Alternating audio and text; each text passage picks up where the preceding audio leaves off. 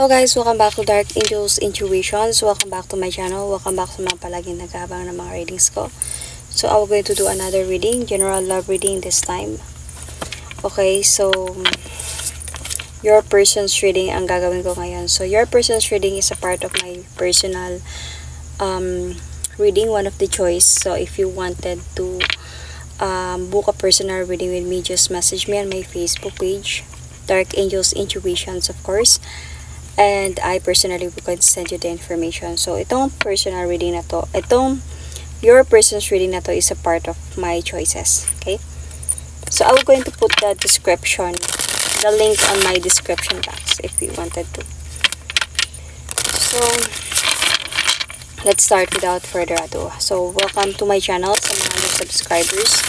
Thank you for subscribing my channel. And welcome to mga hindi pa nakapag-subscribe ng channel ko. Welcome to my channel. Okay, so ano yung situation, possible situation ang meron sa ngayon ng person mo. So, possible situation. Plug, turn in, internet connected. So, plug, sorry, not plug, plug. So, plug, turn in, tune in. Bakit ba? Turn in.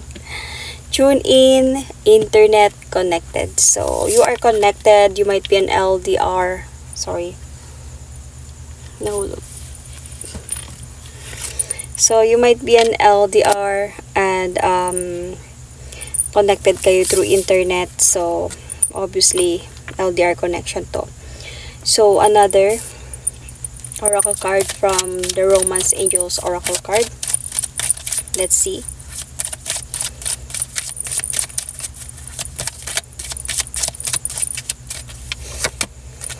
Make the effort.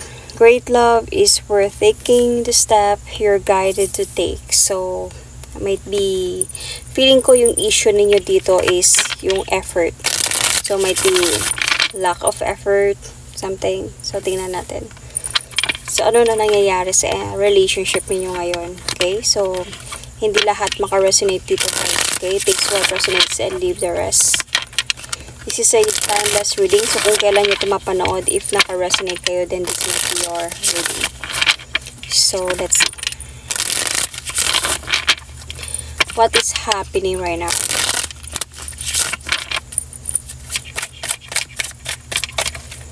What is happening right now?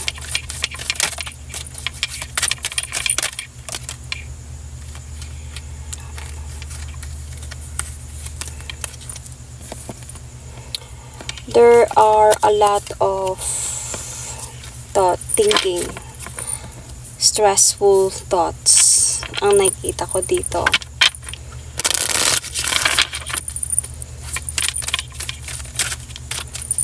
Parang gusto mo na magpahinga, gusto mo na ng peace of mind.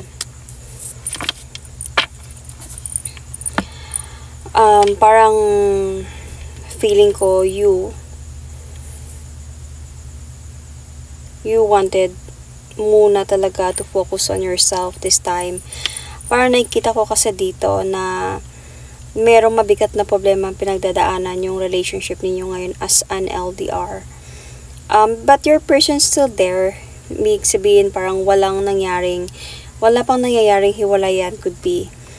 Parang moving forward pa din naman yung person mo towards with you. But the thing here is, may mga kasinungalingan siyang, kumbaga nagsinungaling siya sa'yo. So, I think itong kasinungalingan na to nalaman mo. Kaya medyo nagkaroon kayo ng arguments dito ang dalawa. Pero wala pa naman ako talagang nakikita na sabihin natin na separation. See? It's either na naging option ka dito or nagkaroon ng option dito sa relationship niyo. So, could be parang hindi ka nakakatulog sa gabi thinking about this. Kasi you really have a plan para sa inyong dalawa. Magkita kayo, tapos magkaroon na kayo ng new beginning, you know. Sobra kang nakafocus sa relationship nito kahit LDR kayo. And then suddenly, naging ganito. So, let's see. Kaya siguro parang nakita ko dito na parang nagkaroon ng lack of effort. Siguro napansin mo yon sa LDR situation ninyo. Siguro dahan-dahan na naging ganun. So, pasensya na kung may maingay, okay?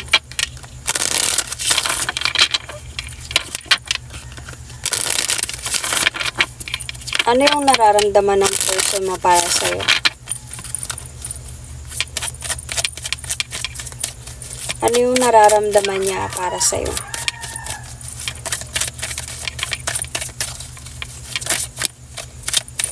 Parang siya din, parang gusto niya din muna ng peace of mind.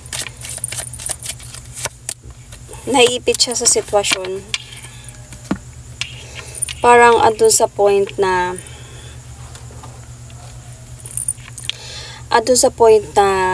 itong person na to, na-trap siya between you and the other person could be.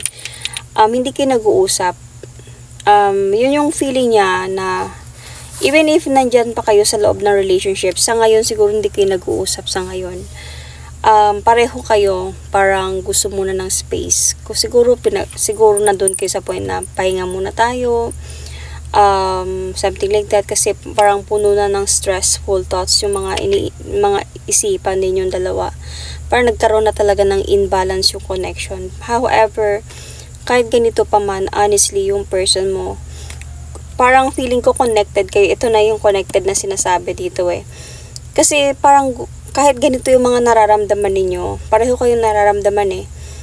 Pareho din kayong gusto ng new beginning sa connection ninyo. Parang kahit ganito yung mga nararamdaman ninyo, gusto nyo pa din ng new beginning sa inyong dalawa. Parang gusto nyo pa din na siguro isang araw na maging okay na lahat. Maayos din namin to, magkabalikan din kami. Ganon din yung naisip niya, ganon din yung naiisip mo. So, connected. So, iniisip niya din talaga dito na, alam yung, nagkakaroon siya ng realization, kumbaga. So, yun yung nararamdaman niya. Nasaktan din siya sa mga nangyari sa inyong dalawa. But the thing here is, feeling ko, siya talaga, natukso siya dito. Kaya, humantong kayo sa ganito. Pero feeling ko, hindi yung relationship eh.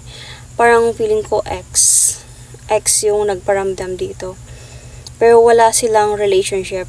Parang siguro nagparamdam lang, I don't know if nagpapansin, or I don't know if umalarma ba nung nalaman na kayong dalawa.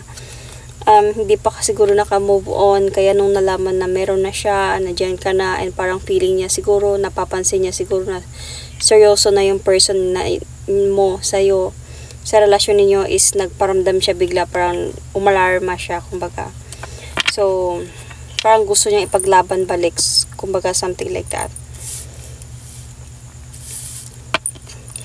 So, ano yung intention ng person na para sa'yo?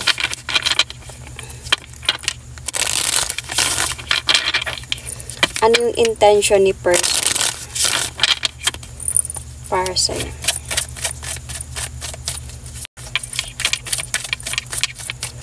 Ano yung intention ni person?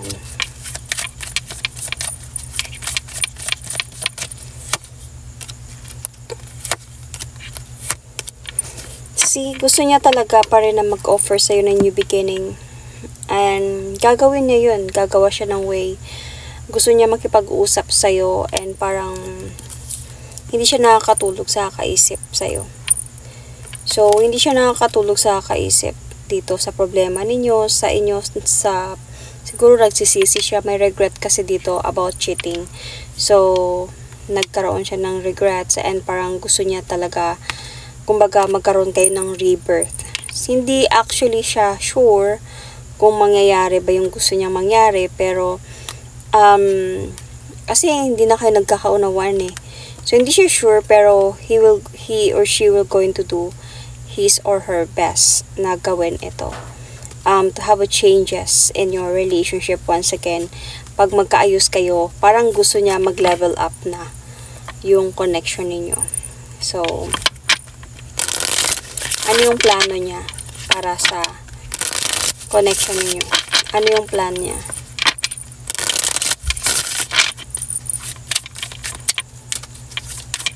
Plano ni person.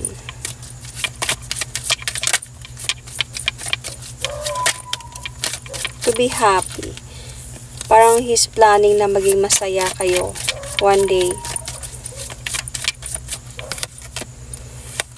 Na magsama kayo one day. And he will going to do that. Gagawa siya ng action para dito na magkaayos kayong dalawa. This person is manifesting you to come back into his life. Though hindi man kayo ganun katotally na naghiwalay, pero hindi kayo okay ngayon eh. So pwedeng possible dito kung hayaan lang to, aabot siya sa hiwalayan talaga. So gusto niyang i-save yung relationship niyo. And even to move forward towards with you again, to para magkaroon kayo ng changes sa relasyon. He or she will going to take the leap of faith towards a new beginning. Even if sabihin natin na nandyan na sa part mo yung pagod, sakit, parang pain, and parang na sa ulo, nakaka-stress na, parang itong person na to, hindi pa rin siya give up to proceed towards with you.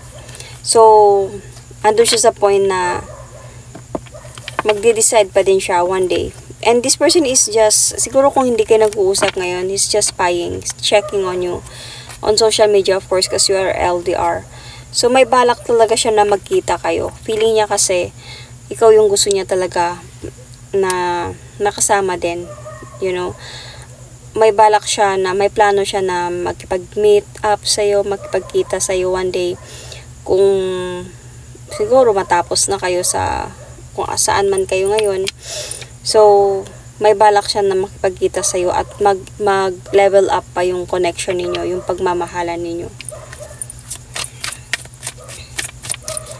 So may tinatago pa siya. Ano yung tinatago niya dito?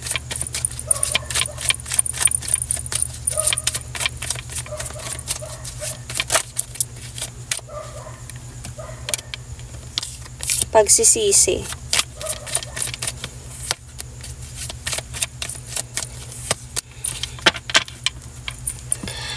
Honestly, yung tinatago niya dito, nagsisisi siya sa mga nangyari, sa mga nagawa niya.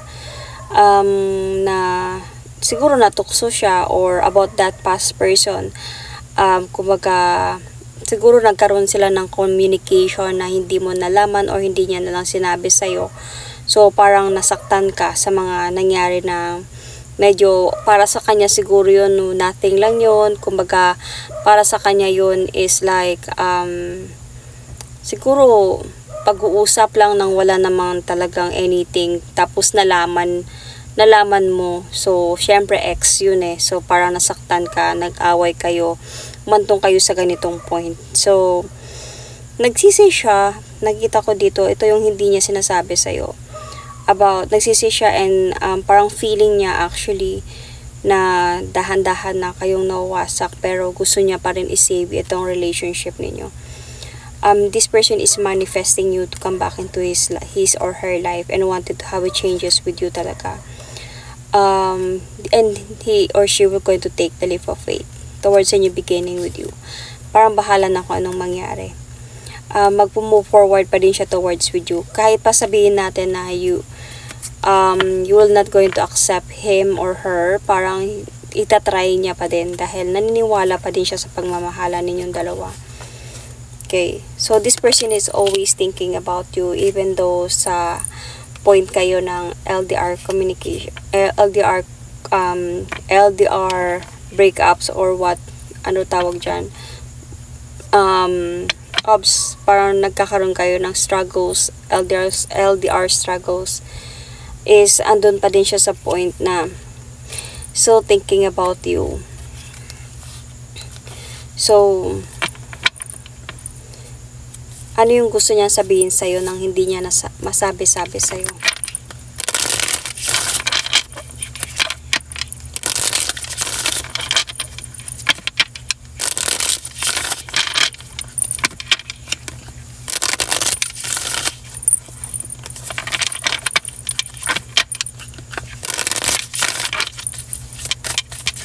Ano yung gusto niya sabihin sa'yo na hindi niya masabi-sabi sa'yo?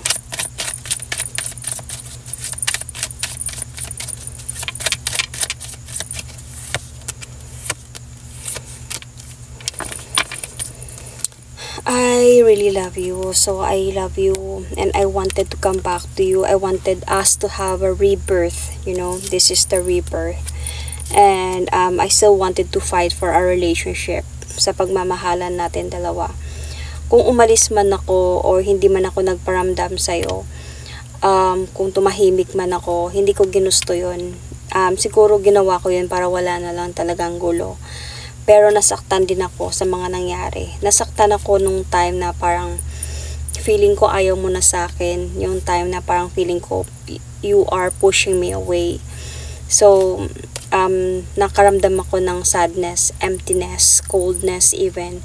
And parang gumulo talaga to sa isipan ko. Yung away, you know, yung arguments na meron tayo. I'm still really still planning to come back or to talk to you one day. I know na magkakaayos pa din tayo. Ramdam ko yun and nagpaplano pa din ako na mag-effort na to talk to you, to communicate with you, and to come back to you. Alam ko, naniniwala pa din ako sa pagmamahalan na meron tayong dalawa. So, yun yung gusto niya sabihin sa'yo na hindi niya masabi-sabi sa'yo. So, ano yung kailangan mong malaman dito sa connection na to?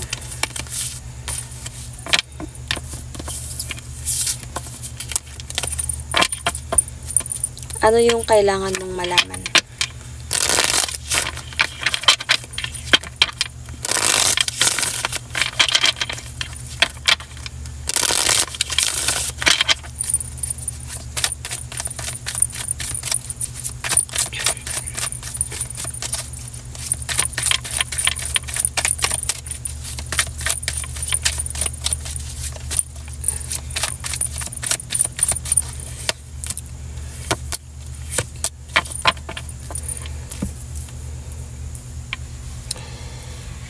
Okay, this person was going to talk to you once again and mag-offer pa din siya sa'yo balik ng new beginning. So, mag-offer siya sa'yo balik ng new beginning and kakausapin ka pa din niya ulit. And siguro magkakaroon to ng balance connection. Sorry. Balik yung connection ninyong dalawa. Okay? Magkakaroon ng pag-aayos. You know, might be this person going to talk to you and tell you the truth sa mga nararamdaman mo, sa mga nalalaman mo. This person going to offer you rebirth, pagbabalikan. Gagawin niyang lahat para makipag-communicate sa'yo. And this person also, I think na will be going to be so happy if maayos niya yung connection ninyo, cause parang kumbaga maglalakas siya ng loob na to fix your problem. Okay, I forgot kung ano yung zodiac sign. I can see Leo, I can see Aquarius, Pisces, Libra, okay, Gemini also. So wait lang, I can see Capricorn. Yung kanina, nakalimutan ko mag-mention ng zodiac sign. I can see also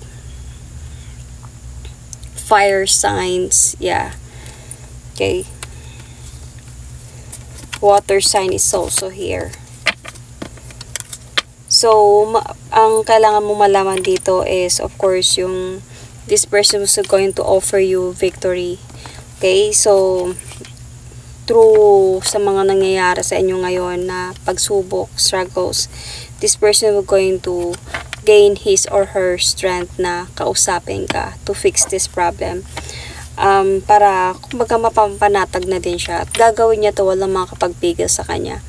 So feeling ko dito sa connection na meron kayo, yung tukso or yung ex na kumbaga nakipag-usap siya sa ex, kumbaga nagkaroon sila ng communication ng ex na yon is hindi talaga siya ganun ka nagmatter sa kanya kasi hindi siya lumabas dito like as a main character. Parang hindi talaga yung nagmatter sa kanya. Parang feeling ko nga siguro nakipag-usap lang siya about sa support, siguro kumbaga nag-try siguro yung ex na bumalik talaga sa kanya, pero parang hindi niya ganun ka pinansin, or nakipag-usap man siya pero siguro nalaman na nandyan ka. Siguro yung pagkakamali lang niya dito is yung hindi siguro siya nag-effort na sabihin sa'yo. Para i-share sa'yo. Dahil siguro ayaw niya na din na mag-overthink ka. Dahil LDR nga kayo. So, ganun pa man nakita ko sa plug na to. Like, plug, diba? Yung naka-plug na siya. So, you are already connected. And, naka-tune in na kayo sa isa't isa. So, through kahit LDR kayong dalawa, one day, meron pa ding possibility na magkita kayo. So, pwedeng LDR to na nagkita na, naging LDR ulit.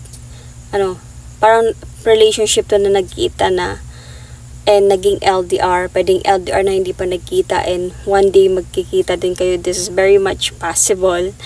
And, kung mahal nyo yung isa't isa. Kasi nakita ko dito is like yung kailangan mong malaman. This person is very much into you. Sobrang excited siya na makita ka, mahalin ka, mayakap ka, to experience a lot more memories with you. Could be something like that. So that is my reading for you. Thank you and God bless.